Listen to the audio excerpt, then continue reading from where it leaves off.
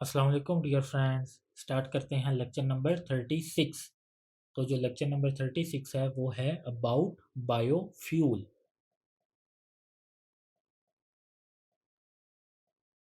Biofuel is a liquid, gas and solid fuel that is primarily originated from biomass। तो जो biofuel है वो liquid होता है, वो गैस भी हो सकती है, वो सॉलिड फ्यूल भी हो सकता है, जो कि ओरिजिनेट होता है बायोमास से। और बायोमास जो है वो हमने पढ़ा है वो क्या होता है, जब हम डायरेक्ट कंबशन करते हैं एनिमल वेस्ट और प्लांट वेस्ट की।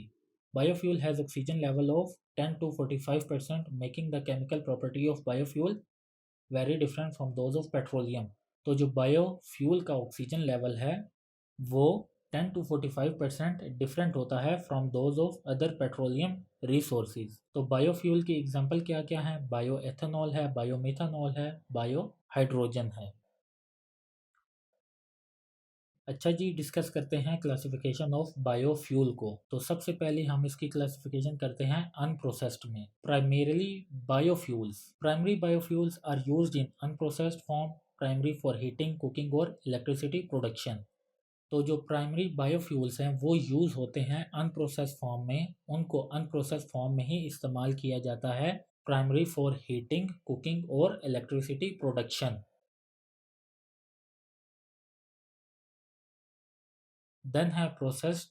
Secondary biofuels are generated by processing plant or crops, biomass that can be used in vehicle and various industrial process। तो जो सेकेंडरी बायोफ्यूल्स होते हैं उनको प्रोसेस किया जाता है, क्योंकि उनसे यूज़ होने वाली जो एनर्जी है उसको हम व्हीकल और दूसरे इंडस्ट्रियल पर्पसेस के लिए यूज़ करते हैं।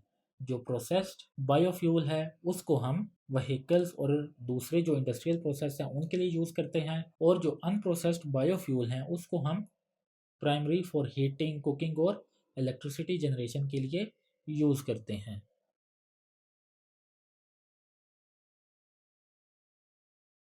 अच्छा जी, अब हम डिस्कस करते हैं फोर्थ जनरेशन बायोफ्यूल को। अच्छा जी, ये जो प्रोसेस है इसको आप एज इट इज़ ही लिख लीजिए, क्योंकि मुझे भी इसका कोई आइडिया नहीं है कि इसको किस तरह एक्सप्लेन करना है। तो सबसे पहला है harvesting and pre processing, then है एक्सट्रैक्शन ऑफ सेलुलोज, उसके बाद है हाइड्रोलिक रिएक्शन, देन है fermentation of sugar and formation of ethanol, और उसके बाद है distillation of ethanol and production of bio ethanol. तो आई थिंक कि ये प्रोसेस है कि किस तरह हम फोर्थ जनरेशन ऑफ बायोफ्यूल को प्रोड्यूस कर सकते हैं, बट मुझे इतना कोई एग्जैक्ट आइडिया नहीं है। अगर आपको आइडिया हो जाए तो मेरे साथ भी डिस्कस कर लीजिएगा।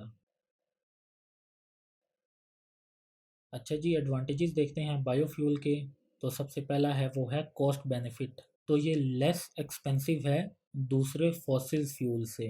देन है इजी टू सोर्स। तो जो बायोफ्यूल है इसको हम इजीली सोर्स कर लेते हैं, क्योंकि वेस्ट फ्रॉम प्लांट्स हैं और वेस्ट फ्रॉम एनिमल्स हैं। Then reduce green house gases. तो बायोफ्यूल से कम ग्रीन हाउस गैसेज जो हैं वो जनरेट होती हैं। देन इनकी वजह से जो पोल्यूशन का लेवल है वो भी कम होता है।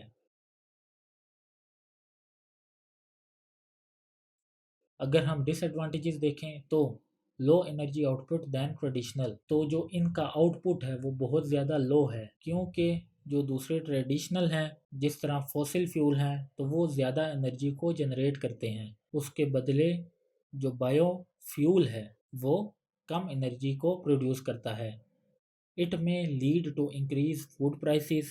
तो जब आप बर्न करेंगे प्लांट्स को, क्रॉप्स को, तो ऑब्वियसली जो प्लांट्स और क्रॉप्स होंगी उनकी प्राइसेस जो हैं वो हाई हो जाएंगी। जब उनकी प्राइसेस जो हैं वो हाई होंगी तो फूड की प्राइसेस अल्टीमेटली हाई होंगी। देन है वाटर कंजम्पशन। तो मैसिव अमाउंट ऑफ वाटर जो है वो यूज़ होता है for proper irrigation of biofuel crops. तो जो बायोफ्यूल क्रॉप्स हैं उनके लिए बहुत ज़्यादा वाटर जो है वो कंज्यूम होता है उनको इरिगेट करने के लिए।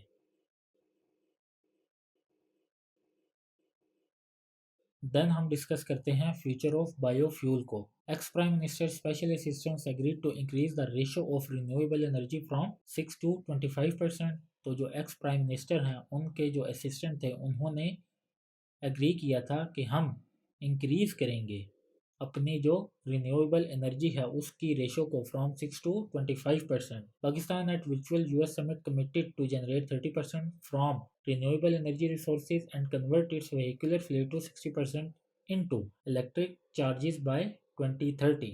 तो 2021 में यूएस में एक वर्चुअल समिट में पाकिस्तान ने ये कमिट किया था कि हम जो हैं वो अपनी एनर्जी को कन्वर्ट करेंगे, या जो हमारी एनर्जी है उसकी जो 30% प्रोडक्शन है वो हम रिन्यूएबल एनर्जी रिसोर्सेज से करेंगे, और हम जो हमारी वेहिकुलर फ्लीट है उसको 60% कन्वर्ट कर लेंगे इलेक्ट्रिक चार्जेस में 2030 तक।